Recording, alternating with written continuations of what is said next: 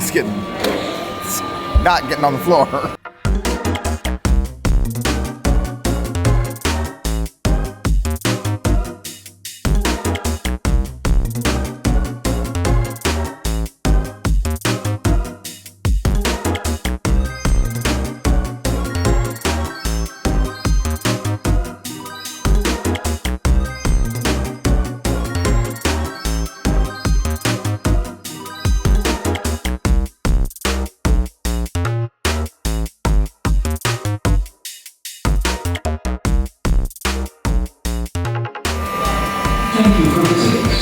It's 70 seconds for the bubbles to reach. There we go, right there.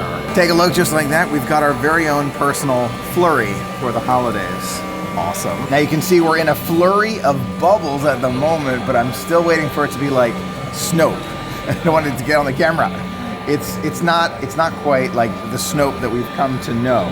So maybe it needs another few minutes. We'll see. I'm gonna let it run for a second here. It's not getting on the floor. When I heard it was Snoap, I of course had to come out and get it. No question about it. I was like, oh my gosh, Snoap, really? It's not quite Snoap. It's smaller bubbles. That's what it is. It's nice. It is nice. I like it. It's got kind of collects there at the top sometimes. You can see it's smaller bubbles. There are other bubblers at Disney that are bigger bubbles, but this one's kind of just like smaller flurry bubbles here. Now I've got the perfect way for it to snow around us as we walk around. Take a look at that. It's actually in my backpack, so it's going to be snowing as we walk around. That's what I call our own personal flurry. I'd say it's working a little bit better now. Can you see that? It's tough to see, but it's definitely working a little bit better now. You can see the flurry kind of going right behind us there. That's great.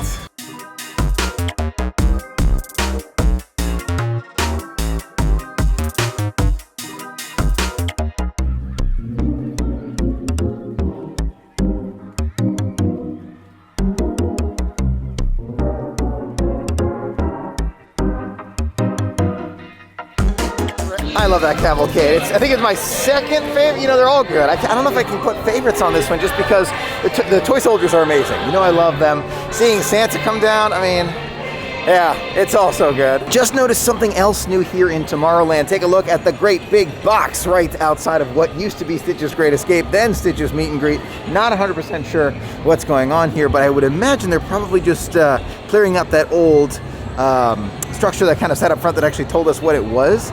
It just looks like it's kind of being cleared out for now, getting ready for something else. But interesting, we're seeing progress here inside Tomorrowland right now. Wow. Wanted to give you another look. Just like Olaf's got his own personal flurry, I've got my own personal flurry too. Look at that. There's a lot of smaller bubbles. That's what this bubbler is all about. It's about smaller bubbles. It's not Snoap per se. It's just small bubbles that kind of look a little bit like snow. I like it.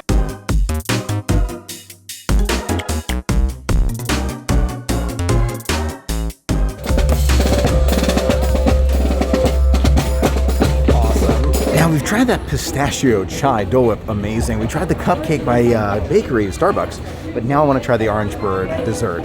I've never had it before. I've heard only good things. We've seen pictures, we've heard a lot about it, now we're trying it. It's an orange bird Christmas. It looks delicious. You can see it's basically, it's a hard orange on the outside there, kind of it's solid on the outside, and you got orange bird right on the front, looking great. I cannot wait to dig in. I heard you have to kind of crack the shell here to get into it.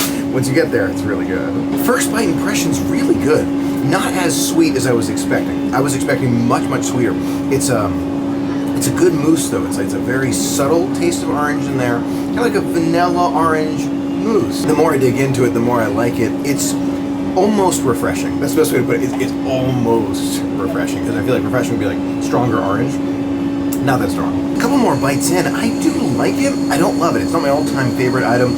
Probably wouldn't get it again just because it's more vanilla than orange, and I feel like having that strong orange is kind of a great thing, not a bad thing. So a little bit more orange flavor to it, I think, would add a tremendous amount. Overall thoughts on It's an Orange Bird Christmas. It's a nice, light, orange flavored dessert with that mousse. If you like orange, you're looking for something lighter. I think that's the key here. Something lighter with a kind of a very light orange flavor to it, then you may love it. Not my all-time favorite.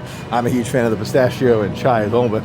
Top 3 right there, 100%, 100%. but not bad for a light one. You know, I have an idea for Starbucks. I have been sitting in this line for probably about 10, 15 minutes, not too long. But I feel like it'd be great if there was a separate area for just water. Just venti water, or even grande, that's fine. Just like a separate area, just walk up, grab some water, and go. I feel like it would probably cut down on the line, at least to a degree.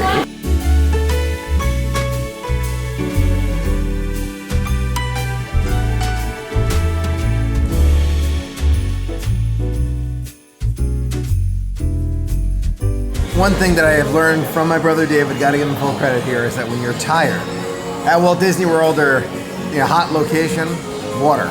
Water solves all.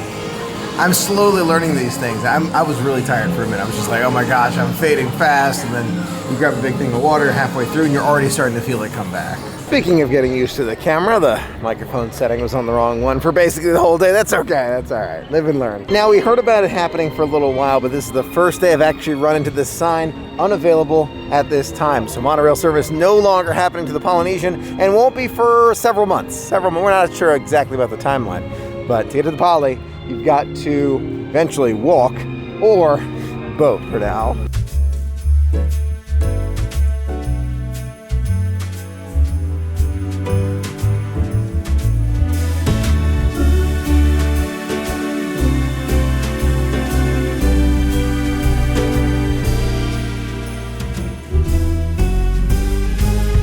Really fantastic to see that construction happening all the time. Take a look, they've removed a lot of those planks up above from the roof structure.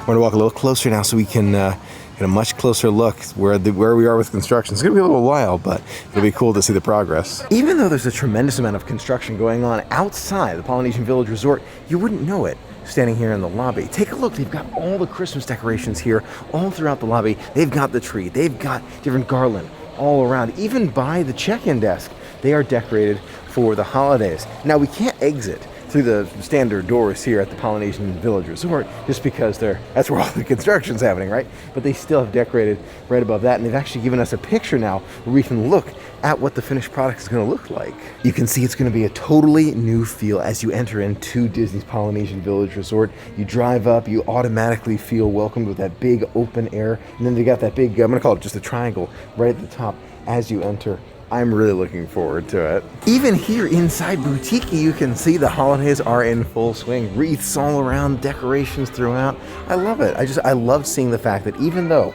there is construction going on at this resort, it is still a fantastic area to visit. It's a little different to get here, right? If you're used to taking the monorail and you're thinking to yourself, is it a big deal to take the boat? It's not that big of a difference. I like it. I like the boat. That's me. Something I noticed on the boat from the Magic Kingdom over here to the Polynesian, no one got off of the Grand. And this is not the first time that I've seen this phenomenon. I think in general, more guests are interested in the Polynesian than the Grand.